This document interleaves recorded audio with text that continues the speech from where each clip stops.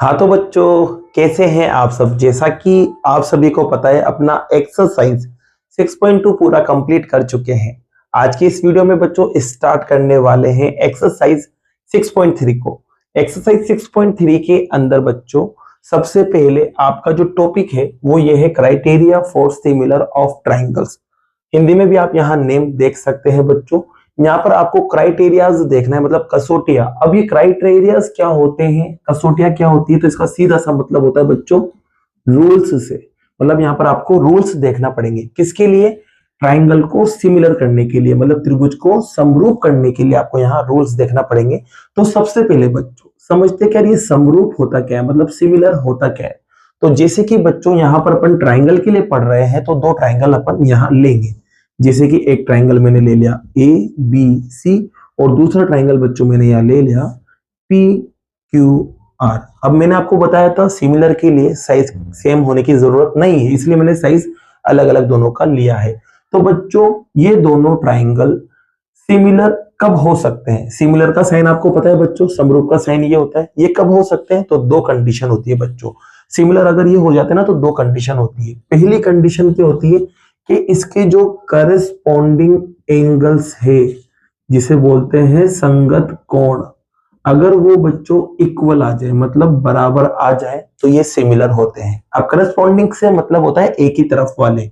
जैसे कि बी बराबर होगा क्यू के, सी बराबर होगा आर के, और ए बराबर होगा किसके बच्चों? पी के। अगर ये करस्पॉन्डिंग एंगल्स बराबर है तो ये सिमिलर होते हैं। और दूसरी कंडीशन ये है बच्चों कि अगर इसकी जो करस्पॉन्डिंग साइड्स है बच्चों, करस्पॉन्डिंग साइड्स जो है, मतलब संगत भुजाएं जो है बच्चों यहाँ पर आपके पास, इनका आपको क्या लेना रहता है बच्चों? रेशो लेना पड़ता है। रेशो का मतलब होता है अनुपात। अगर ये भी क्या आ जाए? बराबर आ जाए, तो ट्राइंगल्स क्या होते हैं? सिमिलर होते हैं। मतलब ये दोनों कंडीशन अगर लगती है तो ट्राइंगल सिमिलर हो जाते हैं। अब रेशो से मतलब क्या है? जैसे कि ए बी का पी क्यू के साथ, क्योंकि करस्पॉन्डिंग है, संगत है बच्चों यहाँ पर, तो ए बी का पी क्यू के साथ, ए सी बी सी का क्यू आर के साथ, और ए सी का किसके साथ? पी आर के साथ। अगर ये रेशो बराबर आता हुआ आपको दिख जाए तो आप कह देंगे बच्चों ये क्या है? सिमिलर है। तो सिमिलर तभी होंगे जब उनके करस्पॉन्डिंग एंगल बराबर हो या उनकी करस्पॉन्डिंग साइड्स का रेशो बराबर हो, तब जाके वो सिमिलर होते हैं। तो बच्चों अब ये टोटल 6 चीजें होगी। यहाँ पर 3 एंगल देख रहे हैं अपन, और यहाँ 3 साइडें देख रहे हैं अपन। तो इनके बिहाफ पर अपन कह रहे थे कि ट्राइंगल सिमिलर है, मतलब त्रिभुज समरूप है। लेकिन बच्चों 6 की 6 चीज देखने की जरूरत नहीं है। यहाँ पर सिर्फ आपको 3 चीजें देखना है, और अगर उन 3 चीजों में से आपस में बराबर आती हुई आपको दिख जाए, तो फिर आप कह देंगे कि दोनों क्या है? सिमिलर है, मतलब समरूप है। अब वो 3 चीजें क्या है, मतलब 3 चीजें कैसे देखोगे? तो उसके लिए आपको बच्चों यहाँ पर 4 रूल को देखना पड़ेगा। कितने रूल्स को? 4 रूल को। तो पहले रूल को अपन यहाँ देखते हैं। पहला रूल होता है बच्चों साइड साइड साइड। हिंदी में लिखेंगे बच्चों भुजा भुजा और भुजा। इसको शॉर्ट फॉर्म में लिखते हैं बच्चों एस एस एस। अब ये रूल कब लगेगा बच्चों? तो ये रूल तब लगता है जब दो ट्राइंगल्स के अंदर उनकी जो साइड्स है, मतलब जो भुजाएं हैं, उनका अगर रेशो बराबर आ रहा है, मतलब कुछ इस तरह से रिजल्ट आ रहा है, मतलब तीनों साइड का रेशो अगर आपस में बराबर आ जाए इस तरह से, तो ये वाला रूल लग जाता है साइड साइड, और दोनों ट्राइंगल क्या हो जाते हैं? सिमिलर, मतलब समरूप हो जाते हैं। दूसरे रूल की बात करें बच्चों, तो दूसरा रूल एक और है यहाँ पर, एंगल एंगल और फिर से एंगल, जिसे बोलते हैं कोण कोण कोण। शॉर्ट फॉर्म में लिखते हैं ए ए ए। अब ये रूल कब लगेगा? तो बच्चों ये रूल तब ही लगता है जब दो ट्राइंगल्स में तीनों एंगल्स एक दूसरे के क्या हो? बराबर आ रहे हो। मतलब इसके तीनों एंगल्स और इसके तीनों एंगल्स अगर बराबर आ गए ना, तब भी दोनों ट्राइंगल क्या कहलाएंगे?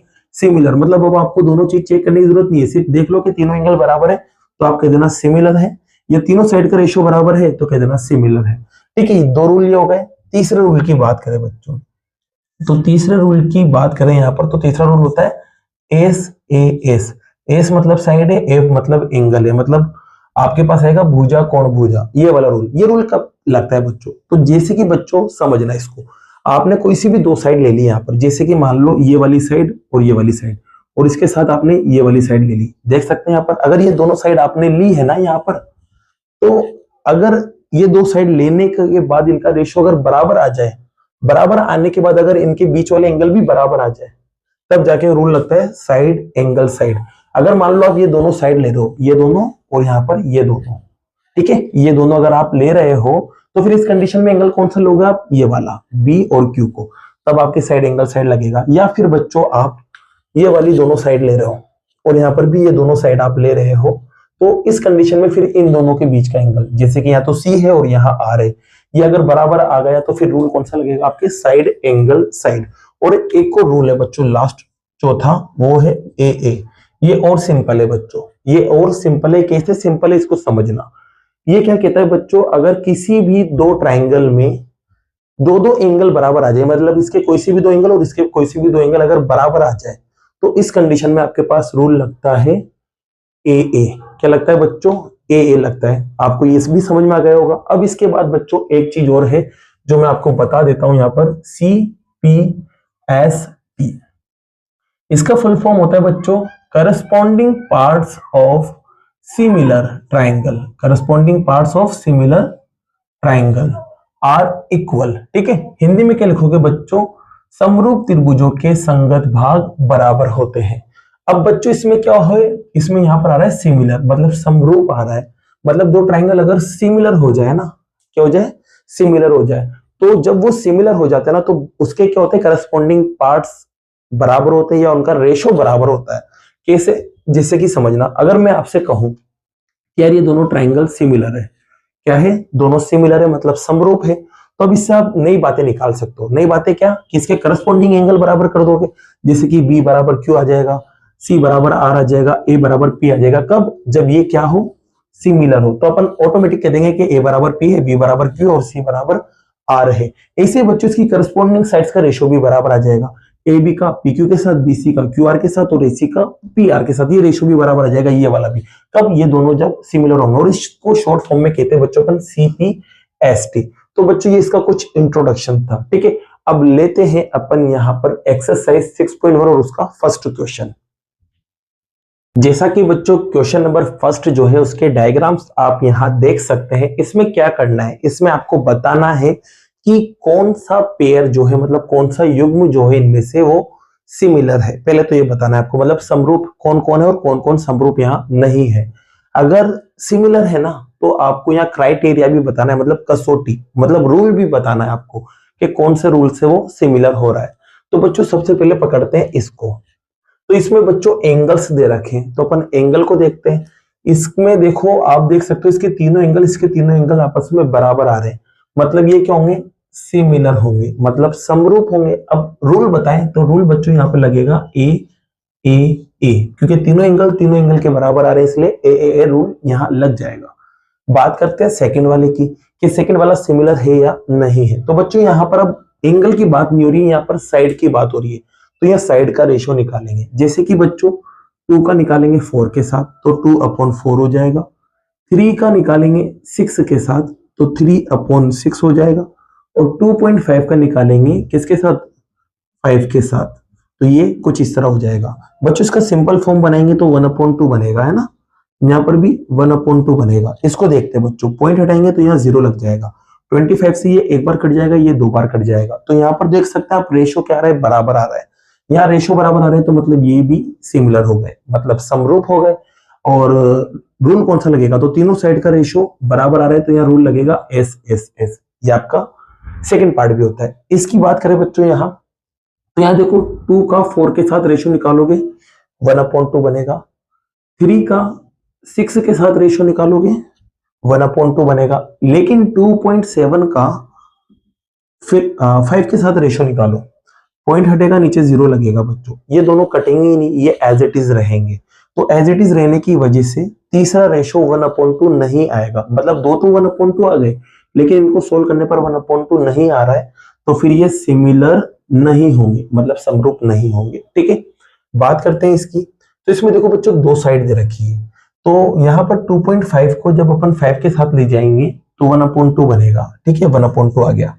5 को 10 के साथ ले जाएंगे बच्चों, 5 से ये एक बार कटेगा, ये 2 बार कटेगा, तो रेशो आपस से 1/2, तो 2 रेशो तो बराबर आ गए बच्चों, 2 साइड के रेशो बराबर आ गए। अब इन दोनों साइड के बीच में जो एंगल है उसको देखो, वो बराबर है क्या, तो आप कहोगे हाँ सर 70-70 आ रहा है, तो ये भी बराबर है। तो दोनों साइड के बीच का एंगल और दोनों साइड का रेशियो बराबर आ रहा है, तो मतलब ये सिमिलर हो गए। क्या हो गए? सिमिलर। अब रूल कौन सा लगेगा बच्चों? तो दो साइड और एक बीच में एंगल आ रहा है, तो साइड एंगल साइड यहाँ रूल लग जाएगा।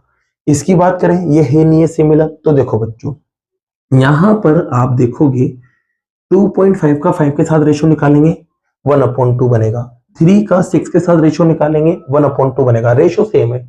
अब देखो जो साइड आपने ली उसके बीच का एंगल आ रहा है क्या? तो ये दोनों साइड के बीच का एंगल यहाँ तो आ रहा है, लेकिन इन दोनों साइड के बीच में यहाँ एंगल नहीं आ रहा है। अगर यहाँ भी 80 लिखा हुआ तो दोनों साइड के बीच में, जैसे कि यहाँ लिखा हुआ है, तो रूल लग जाता। लेकिन बच्चों दोनों साइड के बीच में एंगल नहीं आने की वजह से रूल भी नहीं लगेगा, और रूल नहीं लगेगा तो ये सिमिलर नहीं होंगे, मतलब समरूप ये भी नहीं है। बात करते हैं इसकी। बच्चों इसमें देखो दो एंगल दे रखे और दो एंगल दे रखे, तो दो एंगल में देखो एक एक एंगल तो सेम आ रहा है 80 80। अब इसमें एक तीसरा एंगल गायब है और इसमें भी एक तीसरा एंगल गायब है। अब आपको पता है ट्राइंगल के तीनों एंगल्स को जब प्लस करते हैं 180 आता है। तो बच्चों देखो इसे देखो, इनको प्लस करने पर 150 आ रहा है। अब कितना कम पड़ रहा है? तो ये 30 कम पड़ रहा है 180 आने में, तो यहाँ 30 बनेगा, ये अपन ने बना दिया। इसी बात करें इसकी, इन दोनों को प्लस करेंगे तो 110 आएगा। अब 180 बनाने के लिए 110 में कितना प्लस करें? तो 70 प्लस करेंगे। तो बच्चों तीसरा एंगल मैंने यहां निकाल लिया। निकालने के बाद आप देखो यहां पर कि रेशो सेम आ रहा है, सॉरी रेशो नहीं, एंगल बराबर आ रहे हैं क्या? तो आप कहोगे हाँ ये एंगल इसके बराबर है, ये इसके बराबर और ये इसके बराबर है, मतलब एंगल बराबर है। इसका मतलब बच्चों ये दोनों भी क्या होंगे?